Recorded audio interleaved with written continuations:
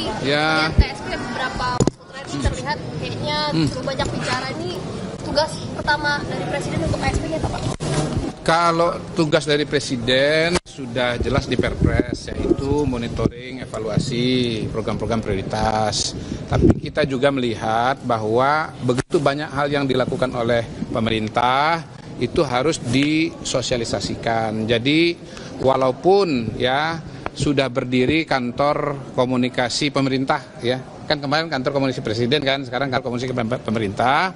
Tapi ke depan insya Allah KSP bukan hanya orientasi ke dalam tapi juga ke depan. Sehingga teman-teman nanti juga akan lebih banyak narasumber, lebih banyak informasi, tidak semuanya terpusat di PCO tapi juga insya Allah KSP juga akan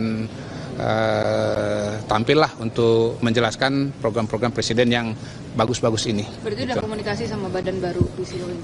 Kalau komunikasi sering, apalagi dengan Mas Angga itu udah dari dulu besti. Berarti peran komunikasi balik lagi ke KSP ada lagi ya? Enggak, tetap kalau perpresnya yang utama itu adalah ada PCO, kemudian ada Komdiji, kalau jubir kan ada Pak Mensesnek, Wamensesnek, tetapi semua KL itu kan diharapkan untuk membantu. Nah, KSP itu kelebihannya apa? KSP itu karena dia monitoring evaluasi semua program pemerintahan, terutama yang prioritas, dia tahu hampir semua yang dikerjakan, begitu. Tahu progresnya, tahu kelebihannya, begitu. Kalau ditanya sama saya misalnya, MBG itu buat apa? Itu kan program ini kan isu utama kesenjangan. Saya bilang begini, MBG itu adalah untuk mengatasi kesenjangan. Kesenjangan apa? Kesenjangan gizi. Gitu loh, karena ternyata 20% anak kita itu stunting. Stunting itu apa? Kurang gizi. Kurang itu apa? Senjang gitu. Nah, yang gizinya cukup pun sebetulnya secara IQ harus ditingkatkan.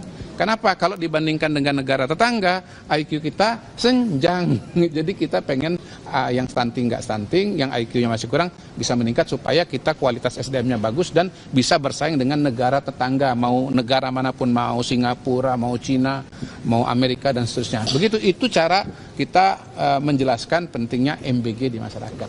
Oke, makasih Pak. Oke, thank you dari